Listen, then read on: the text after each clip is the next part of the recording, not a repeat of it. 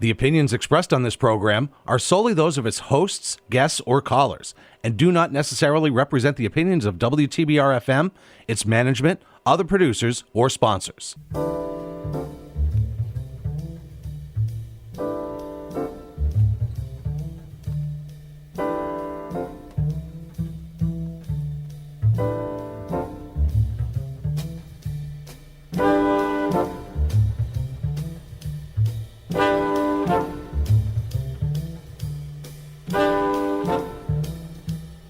Hi, everyone. You're listening to Backstory. Let's hear it on WTBR-FM Pittsville with Roberta McCulloch-Dews.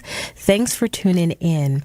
So today we have with us Michael Bobbitt. He is the Executive Director of the Mass Cultural Council. In this role, Michael serves as the highest-ranking cultural official in Massachusetts state government. It's a perfect fit for Michael, who has dedicated his professional career to arts leadership, for which he's garnered many prestigious recognitions and distinctions. He continues to embody various roles, including that of theater director, choreographer, and playwright. Thank you, Michael, for being here with us today. Thanks, Roberta, for having me. I'm happy to be here. Thank you. So, I always like to, I know there's, with my guests, they have their professional roles and they're so esteemed, but I always like to take it a little bit back to the very beginning. And if that's okay with you, we can go back in time a little bit. I love it. Let's do it. All right. So you were born and raised in Washington, D.C. And, I just knowing the year you graduated high school and the backdrop, I pegged it. This is around, let's say you grew up around the 70s and the 80s, right? So this is like 70s and 80s D.C. Yeah, right. Yeah. I was born in lower northwest D.C. near Howard University. Okay. If anyone knows that area. Okay. And my family is some of them are still there. Many of them have moved on to North Carolina. Mm-hmm. But yeah, born in 72 and went to D.C. public schools. Okay. And most of my love of the arts came from my time in D.C. public schools.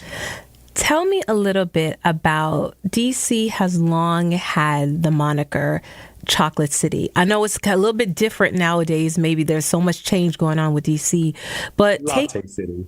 Right. So a lot. Yeah. Yes.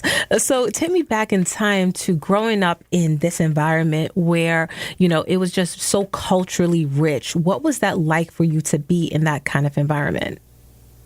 Yeah, this was my earliest childhood memories were of Michael Jackson and Prince and Chuck Brown, and go-go music was popular on the scene, and Sugar Hill and the Gang. So the beginning of rap music came out, and that's kind of what I grew up in. I lived in a predominantly black neighborhood. If I saw white people, it was on TV or on billboards, and occasionally in real life, but the people I grew up around were black. Yeah. Most of us migrated, of course, during the Great Migration of a lot of Southern blacks from the South to the North. Mm-hmm. So that was just my environment, and I remember it being fun. I don't remember it being filled with hardship. Yeah. As I reflect back on it as an adult, I think my life was filled with lots of hardship and dysfunction. Mm-hmm. Most of the adults that I lived with were struggling with joblessness, incarceration, mental health issues, addiction issues, and my escape from all of that was the arts. I knew that in school, after school, I had some arts activity that would keep me away from the noise at home. So I owe a lot to my DC upbringing. That's interesting that you mentioned that. That you were aware of just the maybe the issues and the burdens that these adults around you were carrying, and I think that feeds into a lot of maybe the systemic issues, right? And the things that really trickle down and how that affects individuals on a one-on-one basis.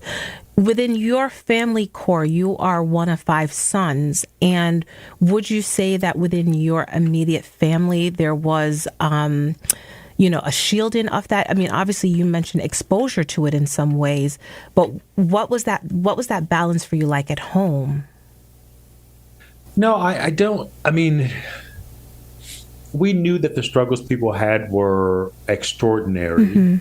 but at the same time, it was part of everyday life. Mm. And so that's why I don't remember it in the time being difficult, but when I reflect back on it as an adult, that it wasn't a normal, healthy household. It was a household that was filled with people that struggled. Yeah. And again, part of the systemic issues. And so everyone in my community were dealing with families that had the same issue. And so we just kind of, I don't know, something happens to you when you're a child and you're in an environment where you don't know the difference. Right. I remember in high school, I was recruited to go to an all-boy Jesuit college prep high school. It was the first time I was around people of significant means in my life. And I remember going to other people's houses and going, what? This is so different. It looks like a museum to me. And so that was the first time when I really realized things were drastically different, where I felt it. I had heard about it, but I felt it and I saw it. In your core, what do you remember saying to yourself during that time as those moments of recognizing the differences started to add up? What in your core did you start to say to yourself? Did you say things like, this is what I would like my life to be like? Or, you know, how did you start to, because you made a shift at some point and you gravitated to the arts and they became your savior, so to speak, to get you out of that. But what were those aha moments like for you? Don't know if there were aha moments, but I do, I was one of 5 boys, as you mentioned, and they were all into the sports. I was terrible at sports ball. Every time my mom made me go out and play sports ball, something broke. And so after a while, she was like, okay, you can do your arts thing. Right. So I don't know if there was an aha moment because it just was something I was drawn to. Yeah. The first experience really was there was arts always in kindergarten, in elementary school. There was always crayons or paintings or something. And I remember my first real experience was playing Hansel in the third act of Hansel and Gretel. And that was an interesting experience. There was a moment I did something on stage and the whole audience laughed. And I was like, ooh, that feels good. I remember that viscerally. But I also remember having music class and walking into band class. And there was a table filled with instruments. And the band instructor said, pick one. And I picked the shiny trumpet. And I played the trumpet for many years and went on to college to study it. Yeah. It came from that moment. I remember being in the sort of glee club and getting to travel all over the D.C. region, but also getting to go to New York and Florida with the band and the choir and the New Orleans World's Fair. Again, a D.C. public school kid that, had no means getting to have these rich arts opportunities. But I don't think I knew it was going to be a profession until college.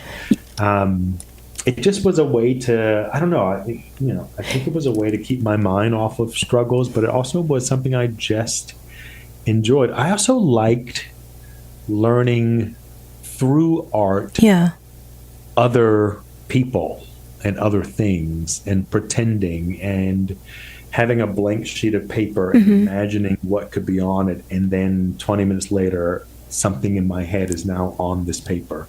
There was something really visceral about that. I just found, I don't know. Well, I'm interested to know, as you started to develop this love, you mentioned your brothers were in sports.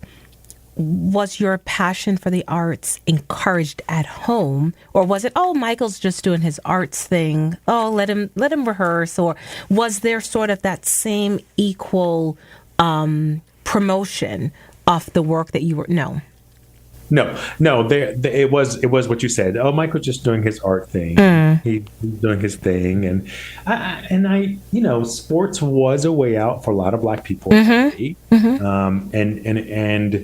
And not that we had dinner tables where we all discussed our day and our plans for the future. It wasn't how we operated in my family. But certainly a career in the arts wasn't something that was discussed.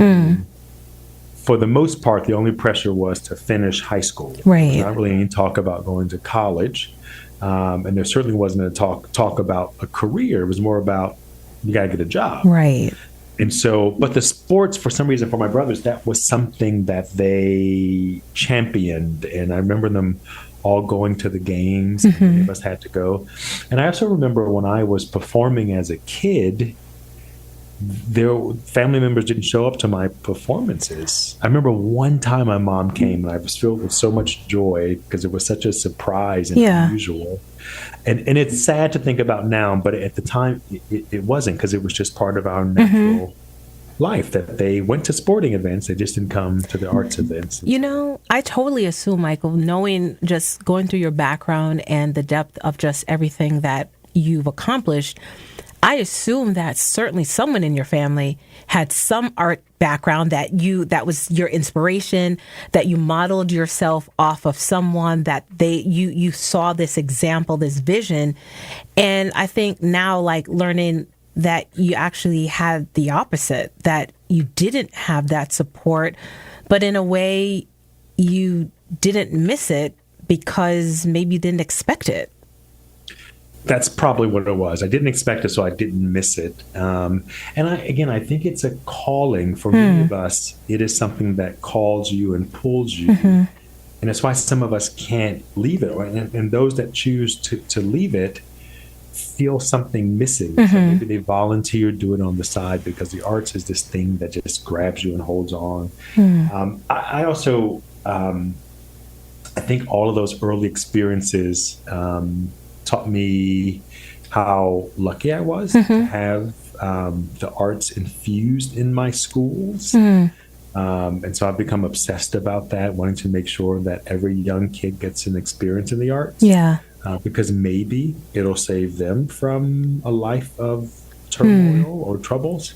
I think about all those kids that are labeled as unruly or misbehaved, and maybe they just need to take a dance class. That's the way they can express themselves. Or writing class. So I want to see it. I want to see arts infused in every single part of our culture because of those early experiences. But to your point, I don't think I expected it, so I didn't feel like I was missing out on something. I do remember as an early adult saying to my family, you have to come. Like this, I'm doing this thing and it's really important to me, and I don't care what you have going on. You got to be there. Like, you have to support. And did they listen? They did. Okay, good. And actually, then they were like, oh, and they had a really good time. So, it makes me think, Michael, that, you know, again, thinking about what people think is a good paying job, right? And the things that's going to make you have a good living, right? If you've never seen the arts as something that can sustain you, it's going to be, it would be natural to look upon it as something that's fly by night, right? Oh, that's fun. But get into something serious, something you can actually make a living with and make some money and have a good career and take care of your family, that kind of thing. And so obviously they've seen that shift, and they've seen that you've been able to do really well for yourself and for many, many, many young people and adults as well that you've been able to touch through your career. But in thinking about, as you now you're immersed in the arts, you're also immersed in this DC neighborhood, public schools where you see yourself, right? So you're in an environment where you're able to pretend without limits, right? You're able to be without limits. How do you think that served to inform your self-identity as a young creative? Well, I want to talk about the first thing you said, that it's interesting that people think about, I mean, we accept the term starving artists. I don't think we should accept. We should take care of our artists. Way back when artists and philosophers were at the top echelon of our society, and somehow that has changed.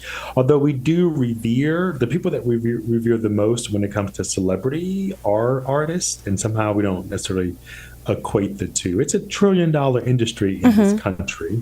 It's a $27.2 billion industry in Massachusetts, tied with retail. So it's huge. It's huge, and yet we still are okay with people struggling. I think that the biggest the biggest thing I've taken away from the arts, outside of some skills as an art maker, is something that I think people are thinking about now and are concerning themselves with now, which I think is a hard skill, which is creativity. There are a couple of philosophers who have talked about this and waxed poetically about us being at sort of the dawn of the creative age, and that the world's problems, and we have many, many, many right now, maybe more than ever in the history of mankind, but the world's problems will all be solved through creativity. And now we're at such odds with each other, and possibly because I have these ideas and I have these ideas, and if our ideas don't match up, we are mortal enemies. As opposed to saying, hey, through creativity, maybe we can actually merge our ideas. I think about the fact that AI is taking over.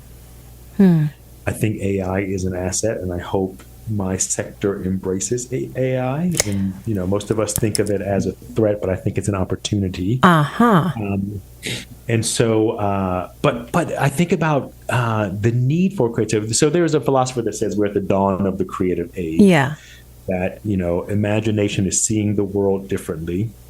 Creativity is bringing imagination to life. And art is one of the products of creativity. So is science, so is technology, so is math. And so we have become experts at being creatives. And so where we need to invest right now is in our creative sector, like we did way back when we were at the agricultural age. We invested in agriculture. In the industrial age, we invested in industry. In the technological age, we invested in technology. Now, in the creative age, we have to invest in creative because we're going to need creative people in every single job. And so I'd love to see people, when they're vetting applicants for jobs, ask them about their creative practice or their proximity to creativity. When they're interviewing for college acceptances, find out, what have you done to expand your mind to the creative process? Yes. That is what we're going to need in the close future and the near future. Very true. Very true. So that was part one of the question. So part two, back to as a creative and your identity that was formed during those years. So not only do you have this limitless imagination that you're working with, but you're in an environment that fosters that limitless creativity. There's a direct tie-in, I would say, that it served to inform your work and your passion for inclusivity. So when you think back to that time, what were some things that stood out to you when you look back and you realize, I was in this environment that I could just be? Right. I think the things that informed me now, that really pushed me to focus on inclusion is, I wanted to be this trumpeter, but I couldn't afford a trumpet. I wanted to do this profession, but I couldn't pay for this thing. I couldn't pay for private lessons. When I got into high school, I was in this great program at the Kennedy Center. Getting to the Kennedy Center was hard because I didn't have money for the subway and the bus. That is the stuff that has informed the work that I do, because I don't want anyone who has potential to be a creative in this world not have the ability to get it, to make that happen.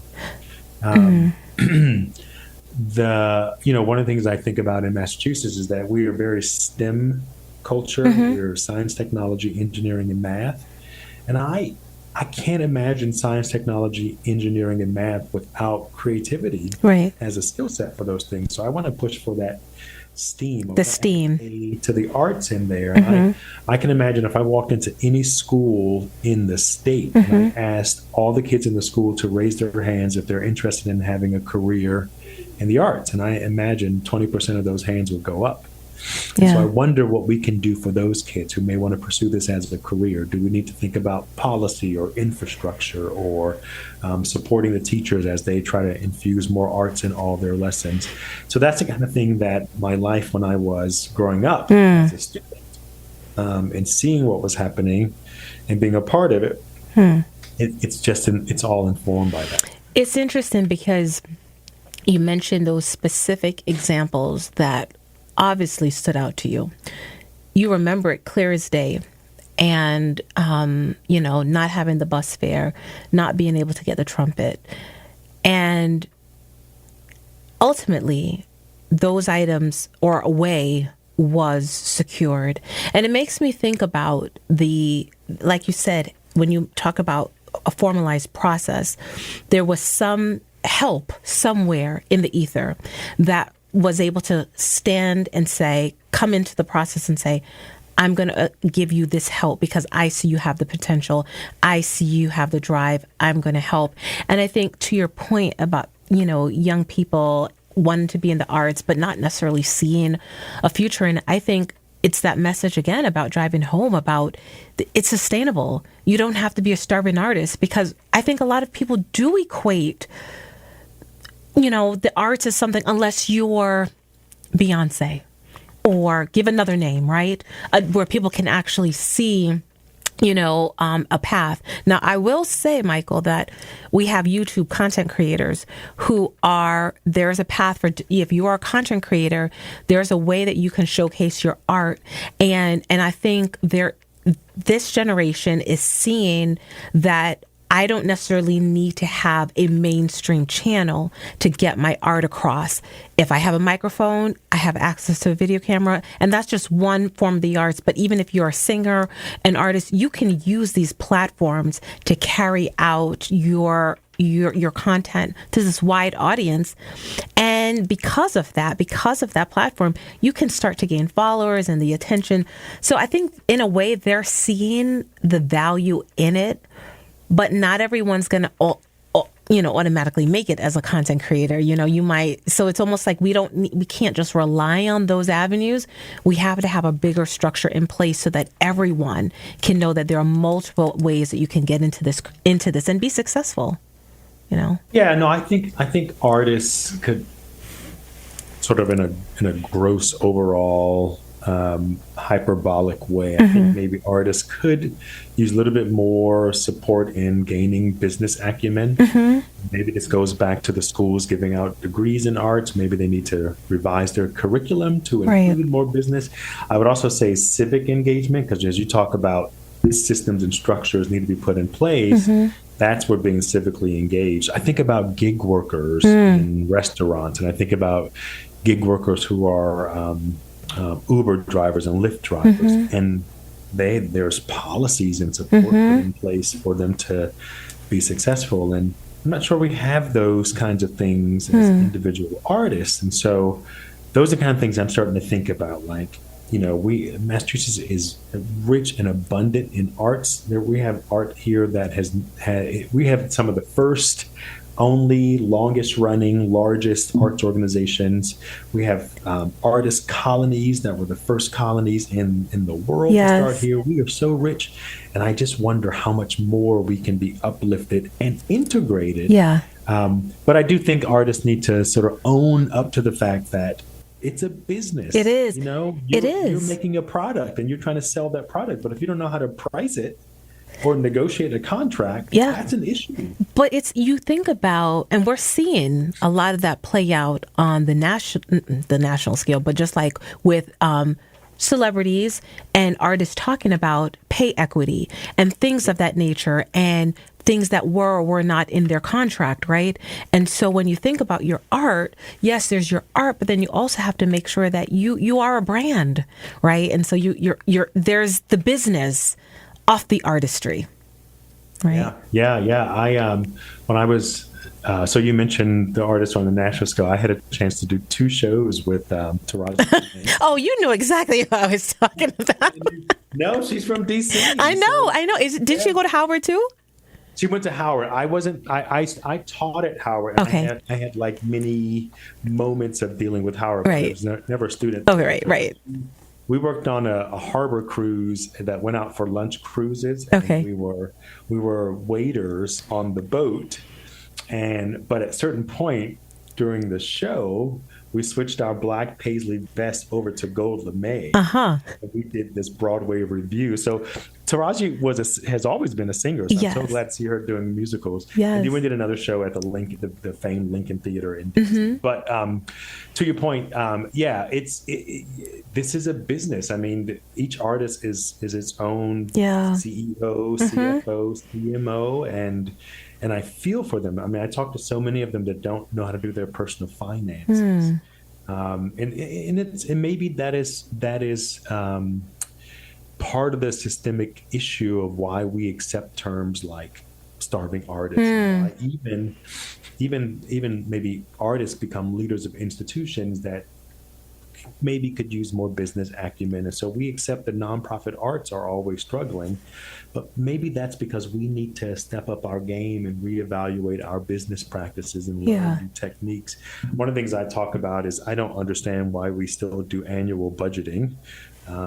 For-profit industry uses quarterly budgets, and maybe that's a more sustainable way. And if it's not, that's okay. But is it worth investigating to say, hey, this annual budget thing that we're doing is creating a pattern?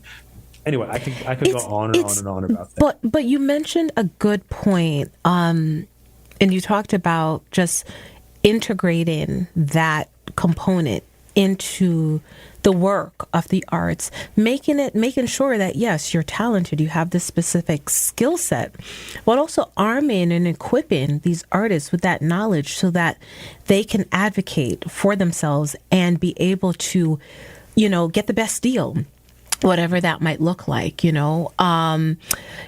know that your trajectory into the arts. I mean, you were going to go with the trumpet. I mean, the trumpet was sort of the path you were going to take, and then you shifted, and you made that switch, and I believe it was a switch to dance, I want to say. So, you've had, the arts was the theater was one stop on that.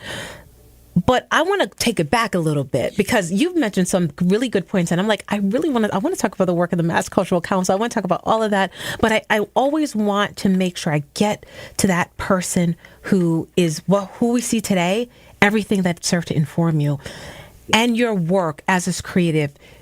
When you finally decided, when you said, I'm going to make that shift from the trumpet to dance, that's a big shift.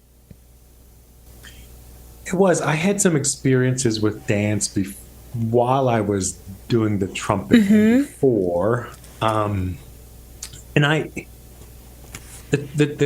me letting go of the trumpet had to do with the college that I went to and my trumpet teacher, and I just fell out of love with it. And that was in Pennsylvania, right? Yeah. I fell out of love with it. I don't really know why. I think the school wasn't the right match for me. I don't know what it was, but I fell out of love with it. And the next thing I could do well, I thought, was dance. And so I went to train at the Dance Theater of Harlem and Washington Ballet for a very short amount of time. Realized that I was 6'2", 210 pounds, 220 pounds. So I was not meant to be a ballet dancer. Yeah. Huh. Yeah. They're not usually that as tall as me. I did not realize you were that tall. Yeah, 6'2", 220 pounds. Okay. So it was hard. It was hard on my body, and it was hard on my brain, and I don't know if it was. People call me a change agent now, and I think part of that may have been that I was pushing against the rigidity of the classical and the concert dance world. So I moved over to studying theater, musical theater in particular. I did that for 4 or 5 years. And then my ex and I decided to adopt a baby from Vietnam when he was 8 months old. And there was something about going to the theater and performing in a show every night at the same time the bedtime ritual was happening at home, and not being able to cuddle with my kid. Yeah. And I was like, I don't want to perform anymore. So shifted again to being a teacher and a choreographer and then a director. I just kind of, in many ways, went with the flow. I think now I'm charting a path. Yeah. But I think back then I kind of went where the art was pulling me. All right. So for my listeners just tuning in, my guest today is Michael Bobbitt. He is the executive director of the Mass Cultural Council. And we are just so happy to have him here. And we're getting into really his path, how he got entrenched in the arts. So, Michael, you were able to pivot and have these many different areas that you got into within the arts. Would you say that there was one that truly has your heart? Yeah, it has to be theater. Okay. It has to be theater, especially musical theater. And I think it's because it's the mix of all of my loves. Yeah.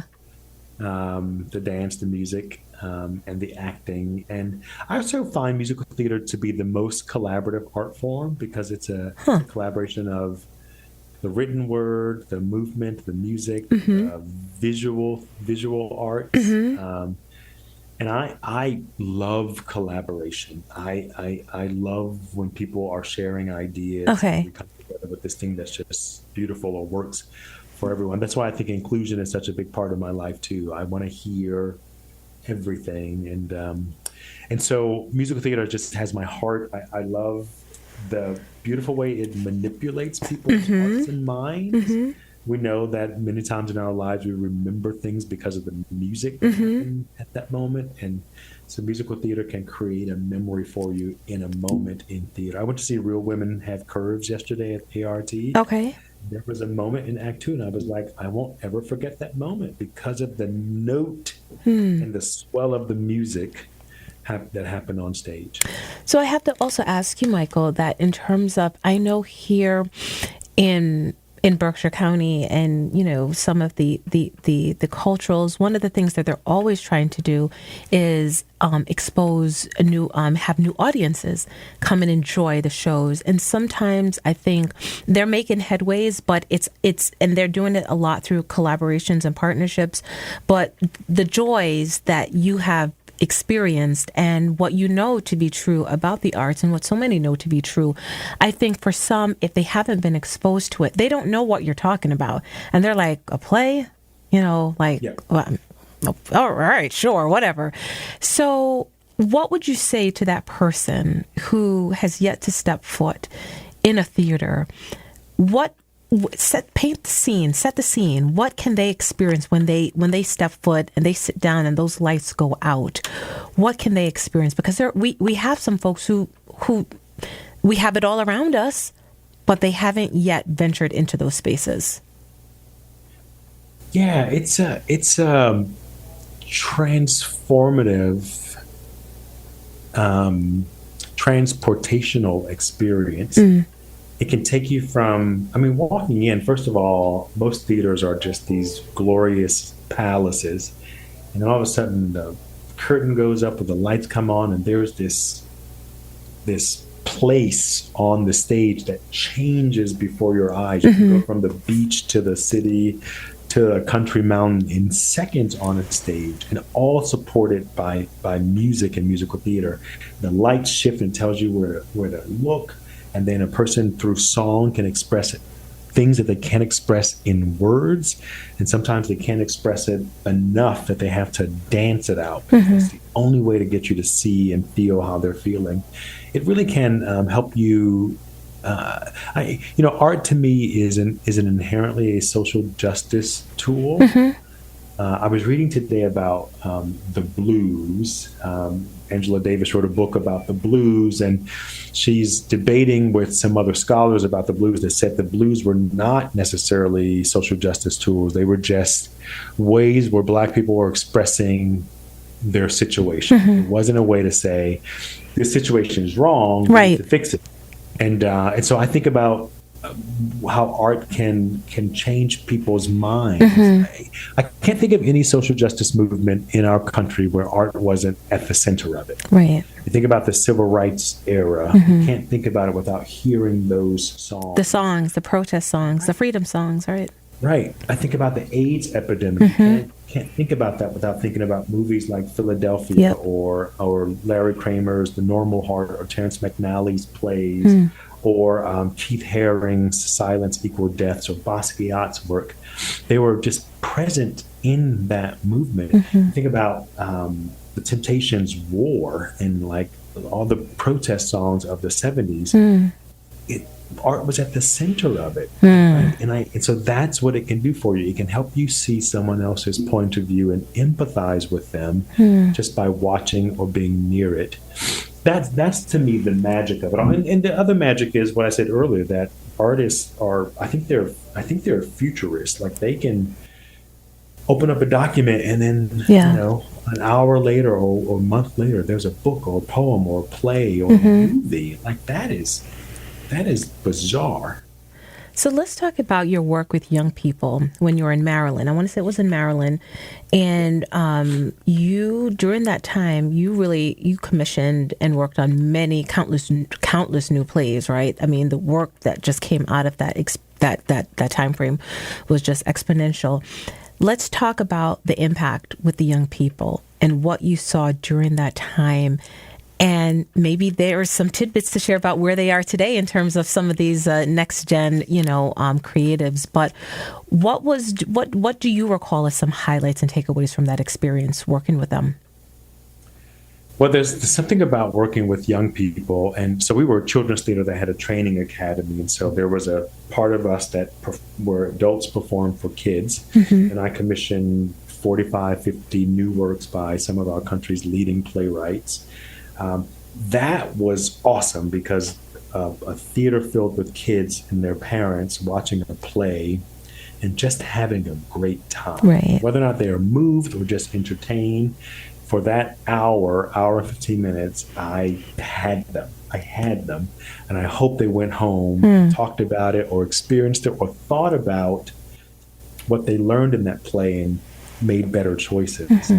The academy was different because these are kids that wanted to be exposed to the process of making theater, or their parents put them in there, or they were dancing around the living room all the time. So their parents were like, "I got to do something with this."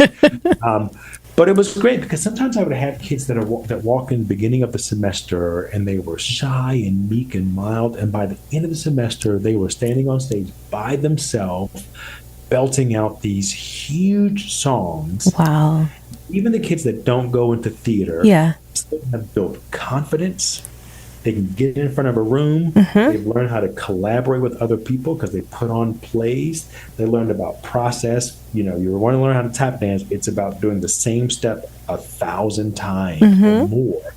They've learned, their minds have expanded to the creative process. So these are not people that are going to be stuck with ideas because they've seen how ideas can expand. And I know, I watched them on social media. They have developed lifelong friendships that go way deeper than I think the friendships that we have now. They like being in space with each other as opposed to just on the internet.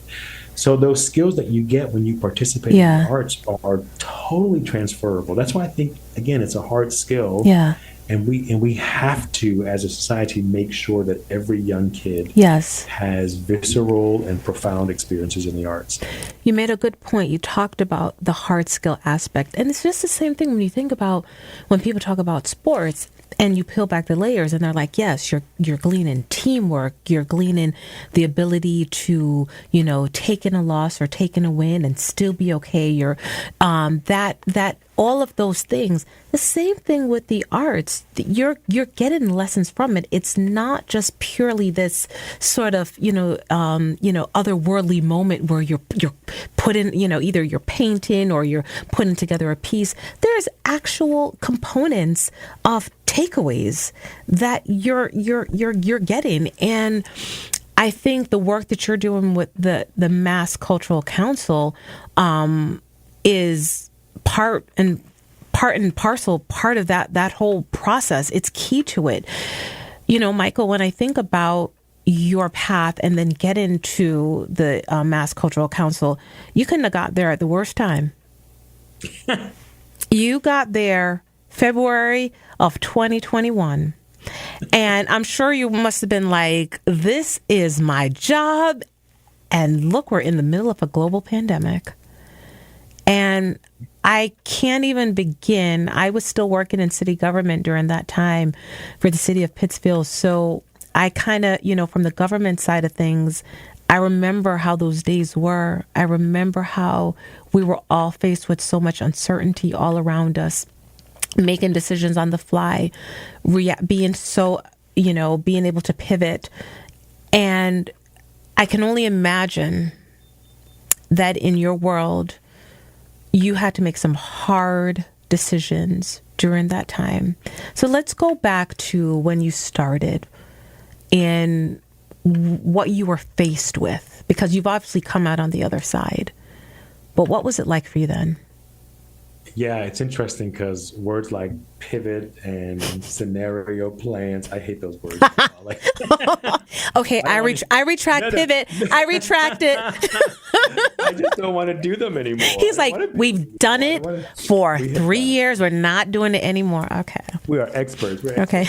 No, it's so interesting because when the search firm reached out about the job, I had just recently moved to Massachusetts to run an adult theater. I went 12 years of running a children's theater, and so I wanted a chance to sort of like hang out with the adults. And so I was dead set on that. And when I talked to the search firm, I said, no, thank you. I just want to make plays for the rest of my life. Yeah. And he was like, Michael, I need you to apply for this job. And I was like, thank you so much. I appreciate it. Let's talk about the next opportunity you may have. And so we had coffee, and he said, I've watched your career. We've talked. We've met. I had you up for other jobs, and I think that the way you think, the way your brain operates, and how you build community and engage with people is what we need in a state arts agency leader. And so I was a little nervous about that because I had only worked as an arts person.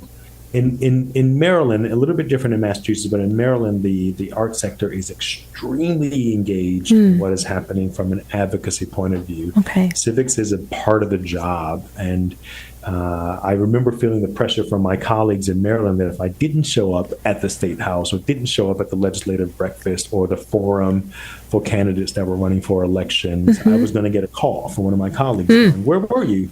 Why weren't you there? This is important to us. And so I developed great relationships with congresspeople, delegates, senators, county executives. I was on the county executive's ball committee, helping the county executive's wife. And so I didn't realize I was building up the skills for this job. And so I walked in a little insecure. And on top of that, we were in the midst of a pandemic and a racial reckoning. Yes, our two pandemics, yep. Right. And I was like, I think I missed that day in class when we went over that in arts management school because I don't know how to do a pandemic or a racial reckoning. But I also knew that I was good in crisis. I've had my previous job, I woke up one day to a bunch of texts saying, I'm sorry to hear about the fire, just to find out there was a fire at my theater. Oh my gosh. I was at the old organization during the 2016 government shutdown, and we were in a national park, and so we were shut down. So there were, and I went through a merger acquisition, and so I was used to dealing with crisis. So I thought, let me just do this like I do other crises. And then I've had, prior to when I got the job, I had about 8 years of racial equity training. So I knew what I could do on that side. So what's the old saying? How do you eat an elephant? One bite at a time. That's right. It's kind of what I did. And I also, there's something about when you come into a job, people want to know what your vision is. Yeah. I don't know if that's possible to have a vision when you step in there. Or at least I don't like that idea. Yeah. I may have vision impulses, but I want to vet that for a while. Yeah. And talk to mentors and colleagues. I just want to hear from the staff and the sector and those that haven't been benefiting from the council. Right. I want to get to know the state. And so I think, towards end of year 2 that I was able to come up with a vision. But during the pandemic, everyone needed. The sector was closed. Yeah. We were the first closed and the last to open. No one knew what was going to happen. Everyone was struggling. And so I just did what I could and tried to support them as much as I could and advocated for funding from the legislature. They gave us $61 million to give out last year to help with recovery. That money went like that. I was going to say, have you noticed, we're, what is this, 2024 now, right? Have you noticed a substantial rebound, or are there still pockets where businesses or institutions, I should say, are hurting still? Yeah, I saw some data recently because of another interview that I went on that we collect from our grantees, what their audiences are like. And it looked like 93% back to what it was pre-pandemic. But that's only the organizations that receive grants from us. There are thousands of organizations that don't. So it's hard to know what the whole sector is like. Right. Some industries within the sector are doing better. I think theater is probably the one that's struggling the most. I'm not sure if that's because of the pandemic or because of dated business practices or value proposition, all kinds of things. And some are doing really well. I mean, some did better during the pandemic than others, especially things like zoos and outdoor sculpture gardens. Right. So I think what I'm more interested in is fixing the problems or critically looking at the things that made us vulnerable to pandemics. How do we not get in this situation again? I feel some obligation because, usually when government does some sort of bailout, it comes with additional regulations, or at least a promise to fix things so that it doesn't happen again. And we haven't really quite done that as an arts sector. So part of me is going, what can I do as a state agency to build an environment where we're not vulnerable to that kind of thing? How do I find more ways to infuse art everywhere? Yeah. So if this revenue stream goes away, we still have these revenue streams. So that's that ties into, because I was going to say, when you said when you first started you didn't want to have to lay out your vision, it seems to me that perhaps you are very clear on what that vision is. So definitely I want to hear more about that, because you obviously have that focus in mind. Yeah, we launched a strategic plan last summer, and there were two guiding questions in the strategic plan that we kept coming back to and asking the question. One was, what is the benefit of the agency to people that don't get grants? Knowing that our money is limited, it's competitive, and everyone's not going to get money. So what is the benefit of the work we do to those people? Not sure we had the answer. The second question was, as a state agency, we're not philanthropic, we're not a family foundation, we're not a corporate foundation, we are a state agency. As a state agency, what are we uniquely positioned to do? Well, we're part of government. And so there's an opportunity for us to build relationships across government. Because I can think of a dozen ways on how the art sector can support transportation. I can think of 24 ways about how the art sector can support the housing issue we're working on. I can think of great ways where we can help drive the economy more or attract businesses to move and build in Massachusetts. So are those opportunities for the art sector? Could those create more resources for the sector? Do those agencies have government contracts or fee for services that the art sector could provide? So one of the ideas, we just helped the Department of Youth Services build out a request for proposals to use art to help with their recidivism issues. So those arts organizations that get the contract are going to have this great revenue stream. That's different than ticket sales or tuition or donation. And that's key, Michael. That's key, because like you said, you have to have this diversified approach.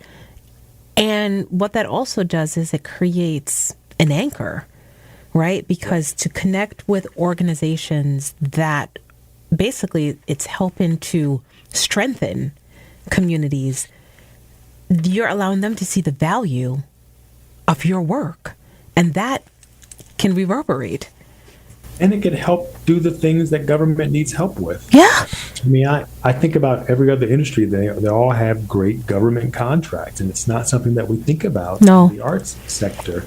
We've been beta testing this program that we borrowed from London and Canada, whereby it's called Arts on Prescription, whereby healthcare providers can prescribe arts and culture activities as a supplement or complement to medicine. So we've written 2,000 prescriptions. 60% have been filled. People got prescriptions to the museum, to the zoo, all kinds of places. Yes. And as this world talks about social isolation and mental health issues, here is one way to deal with that. Our hope is to scale it up, because we were funding the reimbursements through grant dollars, but I can't scale it because my money's limited. Yeah. But what happens if we got private insurers to fund this? Like they do yoga and Reiki and acupuncture, it's wellness, chiropractic, right? What happens if we were able to get Medicare and Medicaid to support this? Because it's supporting those things. That's right. Another way, again, healthcare, government, and the arts can work together to solve major social issues. So that's kind of what I'm thinking about. I think there's just so much more we can do beyond grant money. Right. I think about like the housing people. They're trying to get people in houses, absolutely, but they're also trying to fix the reason why people are not housed. And so in the arts sector, yes, we can get you grants to support your work, but we should also figure out how to support you so that you don't have to apply for grants. Right. Right. So going to the root level of the issue and not just adopting a superficial approach. And not to say that, and that's not, casting aspersion on anything that's been done previously, but it's just more of thinking about, if we really want to get to that next level, we have to go deeper. We have to think about the intersection between our economy and the arts and making it normal, right? Normalizing it, because there was once a time when, financial, when you think about, health and wellness and things like that, it probably took some advocacy to say you can, get a massage and you can go to yoga and those things. I'm sure that wasn't the norm at one point, That was actually done. Absolutely. That was done through some lobbying. Exactly. Absolutely. So yeah, I'm dreaming about. I was talking to a person from a small town in Massachusetts that's trying to build an arts scene, and she was talking about. I think she was saying there's a mall out there, and they're doing some development of the mall, and she was like, I just don't know how to get arts in there, and I was like, well, did you put arts in the request for proposal to the developers? She was like, no. I was like, there's an opportunity. The people that have arts in their proposal should win the bid. And then you're building it into a process that you already have. And so, my hope is we still have a lot of relationships to build across government and across other industries. It's going to take a few years to really cement that before I think we'll start seeing programs or contracts and stuff going out. But my hope is that eventually people are going, we need to make sure there are artists in the room before we start this discussion. Have you thought about the arts? Have we thought about the arts? As opposed to us going, have you thought about the arts? I want it to come from them. Okay. And it's going to take a minute before we get there, but I'm excited about the possibility of all that. So, when someone sits down and has a meeting with Michael Bobbitt, what you mentioned your vision, what can they expect to come away from that meeting with when, let's say they're a business or, another institution and you set up a meeting with them, what can they expect to come away from that meeting gleaning insights into? Well, I hope they think of me as a normal person, a person that they can kind of hang out with or chill or have any kind of. Because you have your reputation is outstanding, and it's like you are known as a rock star. So it's so weird for me to think about that, because I just feel like me, like this guy who's trying to help everyone. Yeah. But I want them to come away going, I hadn't thought of that. Oh my gosh, I hadn't thought of that. And that doesn't sound very hard to do. Okay.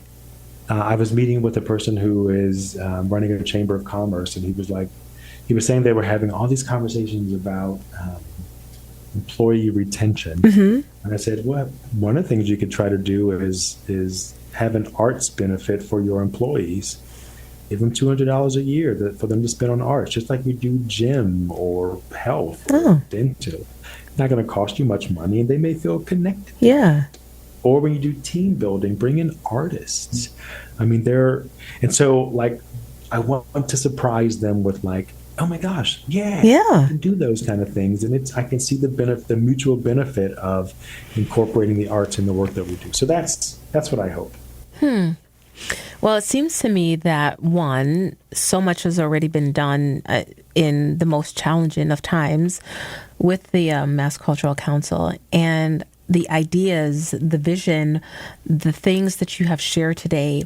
I feel like we continue to be in good hands. And I look forward to seeing the work. Looking forward to seeing how everything plays out, and just the program that you mentioned about the prescription program for the arts, seeing how that works and how that continues to flourish and expand throughout the state. I look forward to that.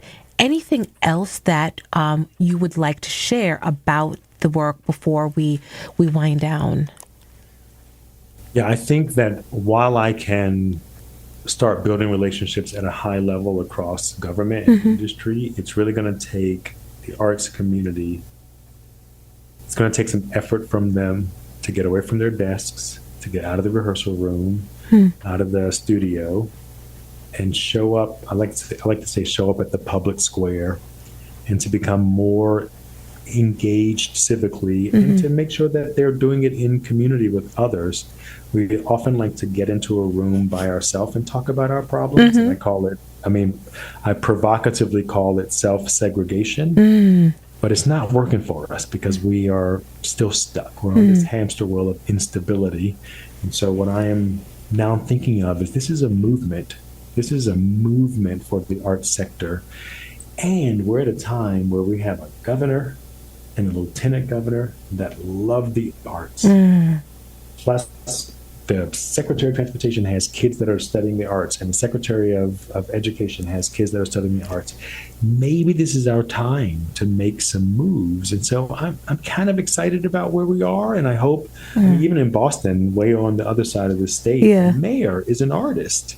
So is that community getting together and thinking holistically about what they need and going to their fellow artists and saying, here's what we need. So that's kind of what I'm hoping. And it's going to be it's going to be grassroots. And it's going to be something that, again, it's going to take them a minute to see the value in that work. But coming from where I came from in Maryland, where we got so much because there was such a vast and connected and engaged arts community, it can work. And Michael, if you had to choose one word to describe you, what would that be? Can it be hyphenated? Yeah, I can.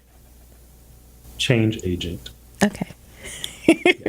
I love the fact that you asked permission. Can I use a hyphenated word? Oh, I so enjoyed getting to know you a little bit more in depth. And thank you for sharing your background and your story and the important work that you're doing with the Mass Cultural Council. We can't wait to just see more of it. So I just truly want to thank you today for your time, Michael. Thank you so much, and thank you for highlighting the arts on your show. It's really great. All right. Thank you, everyone. So thank you. It's just been a great conversation with Michael Bobbitt, and you've been listening to Backstory. Let's hear it on WTBR-FM Pittsville with Roberta McCulloch-Dews.